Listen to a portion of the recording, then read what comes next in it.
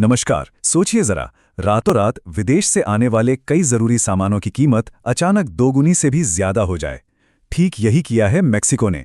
दुनिया की कुछ सबसे बड़ी अर्थव्यवस्थाओं पर सीधे सीधे 50% का भारी भरकम टैरिफ लगा दिया है, और इस एक कदम ने ग्लोबल ट्रेड में जैसे एक तूफान ला दिया है। तो सवाल ये है कि आखिर मेक्सिको ने अपने सबसे बड़े ट्रेडिंग पार्टनर्स के खिलाफ इतना सख्त कदम उठाया क्यों? क्या ये सिर्फ अपने बाजार को बचाने की एक कोशिश है, या फिर इसके पीछे कोई बहुत गहरी रणनीति छिपी हुई है? चलिए इस फैसले की तह तक चलते हैं और इसकी असल वजहों को समझते हैं। सबसे पहले तो ये देखते हैं कि इसकी चपेट में कौन कौन आया है। लिस्ट में भारत, चीन और दक्षिण कोरिया जैसी बड़ी एशियाई ताकतें शामिल हैं। लेकिन सबसे अहम बात जानते हैं क्या है? ये टैरिफ किसी एक देश को निशाना बनाकर नहीं लगाया गया। नहीं, ये उन हर देश पर लागू होता है जिसका मेक्सिको के साथ कोई फ्री ट्रेड एग्रीमेंट नहीं है। मतलब ये एक बहुत बड़ा पॉलिसी शिफ्ट है, कोई टारगेटेड हमला नहीं। तो फिर सवाल वही है, इस अचानक और इतने बड़े बदलाव के पीछे की सोच क्या है?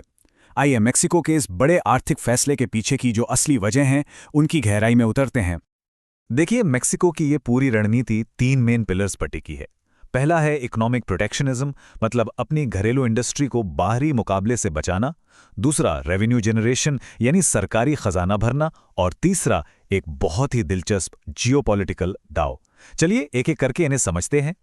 इसकी सबसे बड़ी और सीधी वजह है अपनी लोकल इंडस्ट्रीज को बचाना, खासकर सस्ते एशियाई इंपोर्ट से। मेक्सिको को ये लग रहा था कि बाहर से आ रहा सस्ता माल उनके घरेलू मैन्युफैक्चरर्स को बहुत नुकसान पहुंचा रहा है। तो इस टैरिफ के जरिए वो अपनी लोकल मैन्युफैक्चरिंग और नौकरियों को मजबूत करना चाहते हैं।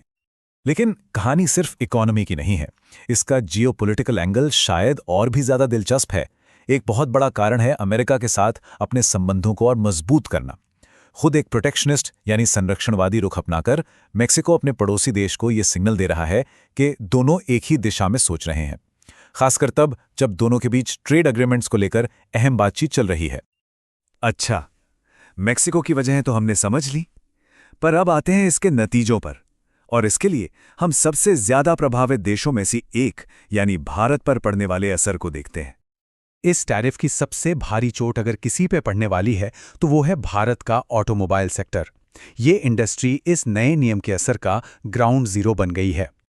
ये बदलाव कितना बड़ा है ये समझने के लिए जरा इन आंकड़ों को देखिए।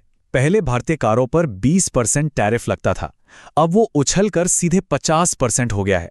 ये एक जबरदस्त बढ़ोतरी है जो भारतीय गाड़ियों को मेक्सिको के बाजार में बहुत ज्यादा महंगा और प्रैक्टिकली अनकम्पेटिटिव बना देगी। और इस एक फैसले से दांव पर कितना कुछ लगा है? करीब करीब $1 अरब। जी हां, ये भारत के सालाना कार एक्सपोर्ट की वैल्यू है जो मेक्सिको जाता है, और अब ये पूरा का पूरा व्यापार खतरे में है। लेकिन कहानी सिर्फ कारों पर ही खत्म नहीं होती। इसका असर ऑटो पार्ट्स, कपड़ा उद्योग, चमड़े के सामान, स्टील और केमिकल्स जैसे कई दूसरे जरूरी सेक्टर्स पर भी पड़ेगा। ये सभी ऐसे उद्योग हैं जिनमें बहुत सारे लोगों को रोजगार मिलता है, और अब इन सब पर भारी दबाव आने वाला है। तो ये तो हुई फौरन असर की बात, लेकिन लॉन्ग टर्म में इसका क्या मतलब है? ये टैरिफ भारत और मेक्सिको के बीच जो एक मजबूत होता व्यापारिक रिश्ता था, उसे कैसे प्रभावित करेगा? इसे समझने के लिए पहले ये जानना जरूरी है कि अब तक चल क्या रहा था। 2024 तक व्यापार का पलड़ा साफ तौर पर भारत के पक्ष में झुका हुआ था।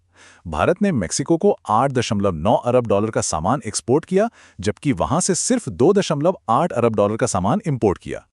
इसका सीधा सा मतलब है कि भारत मेक्सिको के साथ $6.1 अरब के एक बहुत बड़े ट्रेड सरप्लस में था। मतलब भारत के लिए ये अब तक एक बहुत ही फायदे की स्थिति रही है।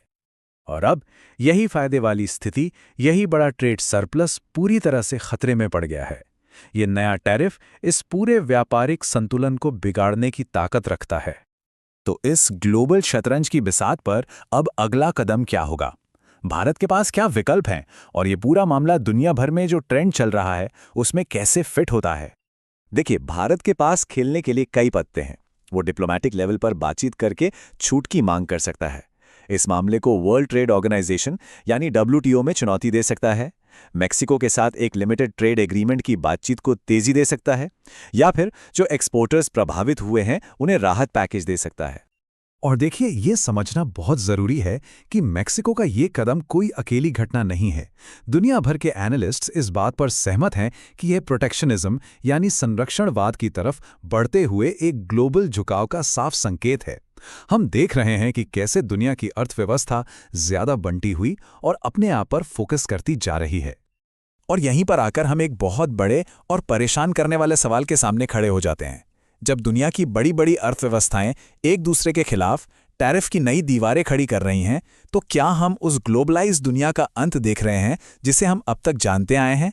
इस सवाल का जवाब ही शायद आने वाले समय में ग्लोबल ट्रेड का भविष्य तय करेगा।